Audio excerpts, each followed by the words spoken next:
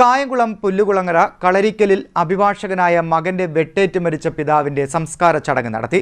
കണ്ടല്ലൂർ തെക്ക് കളരിക്കൽ ജംഗ്ഷനിൽ പീടികച്ചിറയിൽ നടരാജന്റെ സംസ്കാരമാണ് നടത്തിയത്.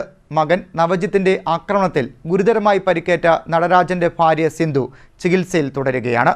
മാതാപിതാക്കളെ മകൻ ആക്രമിച്ച സംഭവത്തിന് പിന്നിൽ സാമ്പത്തിക ലക്ഷ്യവും ഉണ്ടായിരുന്നുവെന്ന് സൂചനയുണ്ട്. നവജിത്തിനെ വെള്ളിയാഴ്ച തെളിവെടുപ്പിനായി പോലീസ് കസ്റ്റഡിയിൽ വാങ്ങും.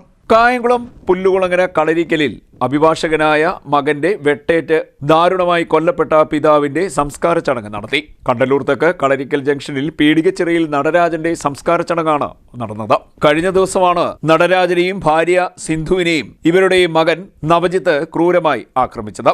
ഇതിൽ നടരാജനെ വെട്ടിക്കൊലപ്പെടുത്തുകയും സിന്ധുവിനെ മാരകമായി പരിക്കേൽപ്പിക്കുകയുമായിരുന്നു. സംഭവത്തിന് പിന്നിൽ സാമ്പത്തിക ലക്ഷ്യവുമുണ്ടെന്നാണ് പോലീസ് നൽകുന്ന സൂചന. ലഹരി ഉപയോഗവും പെട്ടെന്നുള്ള പ്രകോപനവുമാണ് ആക്രമണത്തിന് പിന്നിലെന്ന് കരുതിയെങ്കിലും ആസൂത്രിത കൊലപാതകമെന്ന തരത്തിലേക്കാണ് അന്വേഷണം നീങ്ങുന്നത്. നടരാജന്റെ മുറിയിലെ അലമാരയിൽ ഏതാണ്ട് 7 ലക്ഷം രൂപയും 50 പവനോളം സ്വർണവും ഉണ്ടായിരുന്നുവെന്നും ഇത് കൈക്കലാക്കാൻ നവജിത്ത് നടത്തിയ ശ്രമമാണ് കൊലപാതകത്തിൽ എത്തിയതെന്നുമാണ് പോലീസ് സംശയിക്കുന്നത്. അലമാര തുറക്കാനുള്ള ശ്രമം നടന്നതായും സൂചനയുണ്ട്. കഴിഞ്ഞ ഞായറാഴ്ച രാത്രി 8:30യോടെയാണ് കണ്ടല്ലൂരിലെ വീട്ടിൽ ദമ്പതികൾ മകന്റെ ആക്രമണത്തിന് ഇരയായത്.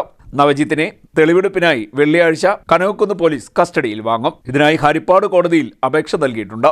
CDNet news, Kayamkulam.